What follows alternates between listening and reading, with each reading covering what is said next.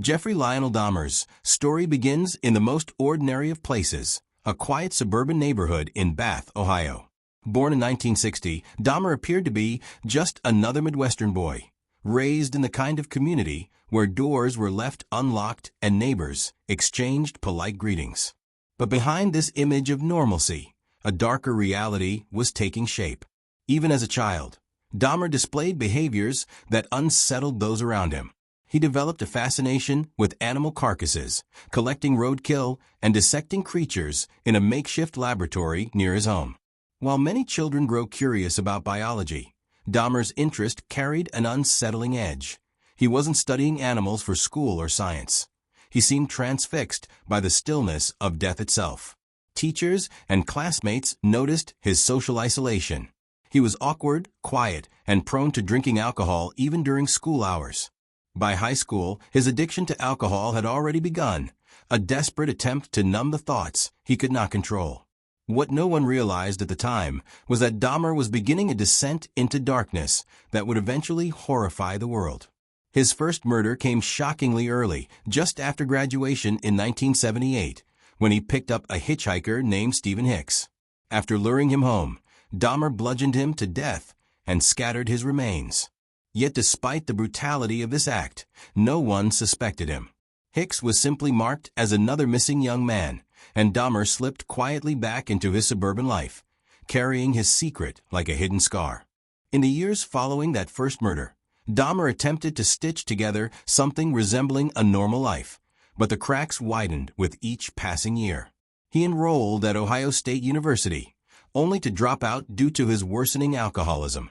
His father, hoping structure might help, pushed him into the military, where Dahmer trained as a medic. Yet even within the disciplined environment of the U.S. Army, his compulsions and addictions spiraled out of control. After just 2 years, he was discharged. By the mid-1980s, Dahmer had returned to civilian life in Milwaukee, living with his grandmother. To neighbors and acquaintances, he appeared quiet, perhaps a little odd, but far from threatening. He worked at a chocolate factory, blending into the hum of ordinary life. But behind closed doors, the urges that had first erupted in 1978 returned with greater force. Dahmer began frequenting gay bars and bathhouses, seeking companionship but also control. His desire to keep partners from leaving led him down an increasingly sinister path. He drugged men to keep them unconscious, robbing them of their will. In 1987, the compulsion broke loose again. Stephen Twomey, a 25-year-old man Dahmer met at a bar, became his next victim. Dahmer claimed he woke to find Twomey dead, unable to recall the act of murder itself, a chilling statement that blurred the line between blackout and intent. From that point on, the killings escalated. One victim became 2, then 5, then 10. Dahmer developed routines, luring men with promises of money, alcohol, or photographs, drugging them, and then carrying out his gruesome rituals. Each time, he tried to silence the gnawing fear of abandonment that haunted him since childhood, replacing it with possession, control, and, in his mind, permanence. By the late 1980s, Jeffrey Dahmer had perfected the terrifying duality of his existence. To his family, co-workers, and landlords, he was quiet, polite, perhaps a bit eccentric, but nothing about him screamed monster. Yet inside his apartment at the Oxford Apartments on North 25th Street in Milwaukee, a horror show was unfolding. Dahmer's killings had become disturbingly methodical. He photographed his victims at different stages, not only to remember them, but to relive the control he felt. His desire for dominance evolved into something darker, acts of necrophilia and the preservation of body parts.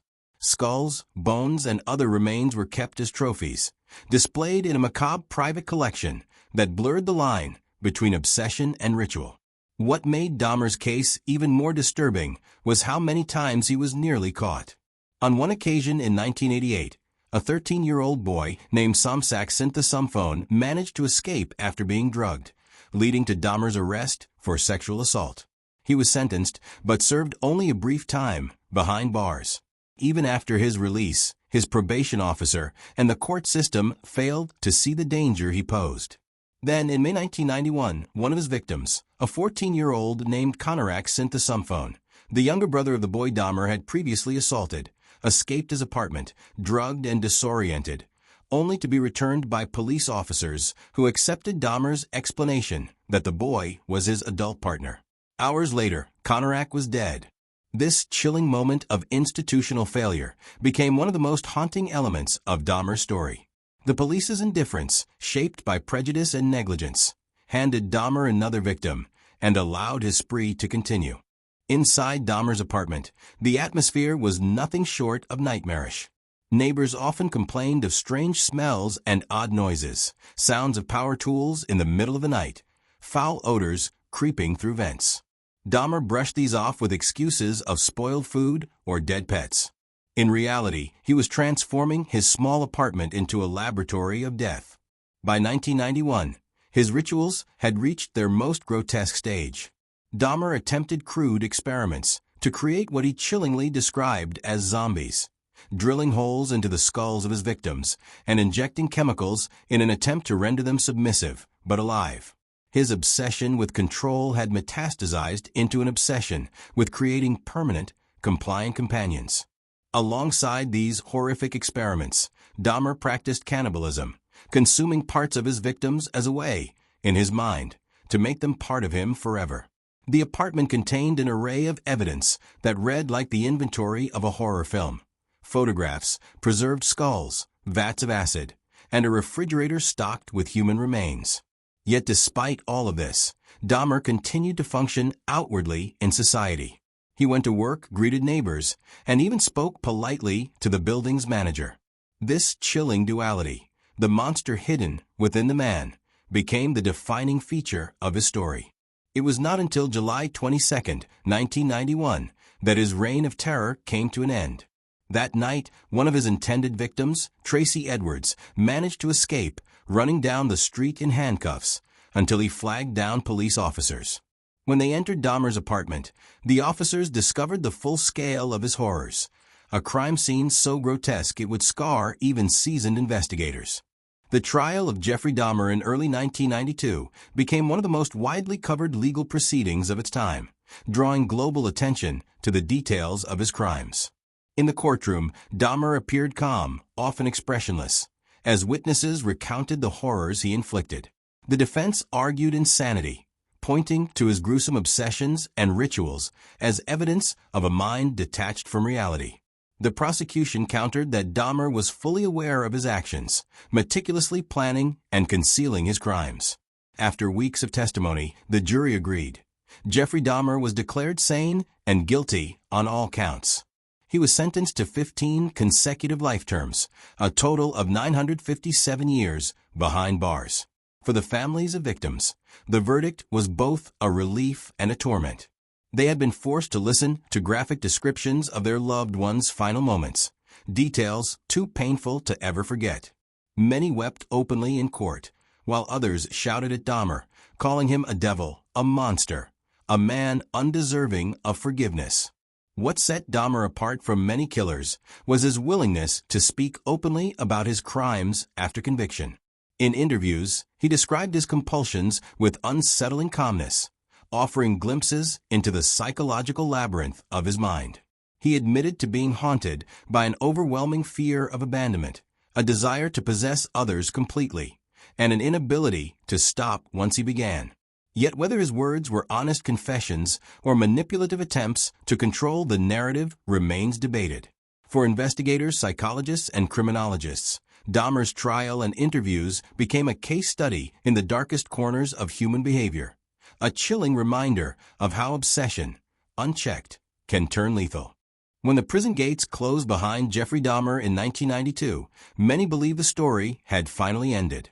He had been stripped of his freedom, sentenced to spend the rest of his life behind bars, and placed under constant surveillance. Yet for the public, and even for those inside the prison, Dahmer remained a figure of both fascination and revulsion. Behind the steel bars of Columbia Correctional Institution in Portage, Wisconsin, the man once feared as a monster became an object of grim curiosity. In interviews, Dahmer appeared eerily calm, even reflective, as though imprisonment had liberated him from the exhausting double life he once led. He spoke openly about his crimes, admitting their horror, yet he expressed them in the same detached, clinical tone that had unnerved investigators. Some saw him as repentant, others as manipulative, but everyone agreed on one thing: Dahmer was unlike any prisoner they had ever seen. Inmates either avoided him or taunted him. Dahmer, disturbingly, sometimes leaned into his infamy, shaping food into grotesque forms, mocking the fascination his crimes generated. At the same time, he reportedly found religion, baptized in prison, and spoke of forgiveness. Whether genuine or not, his actions did little to shield him from fate. On November 28, 1994, while on a work detail with two other inmates, Dahmer was attacked by Christopher Scarver, who bludgeoned him with a metal bar.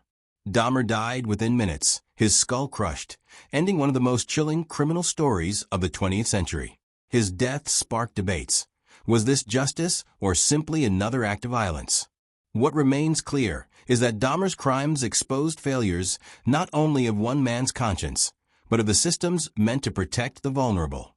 Beyond Netflix, beyond the sensational headlines, the story of Jeffrey Dahmer remains a haunting reminder that evil can live next door, cloaked in ordinary smiles, waiting for its moment to strike.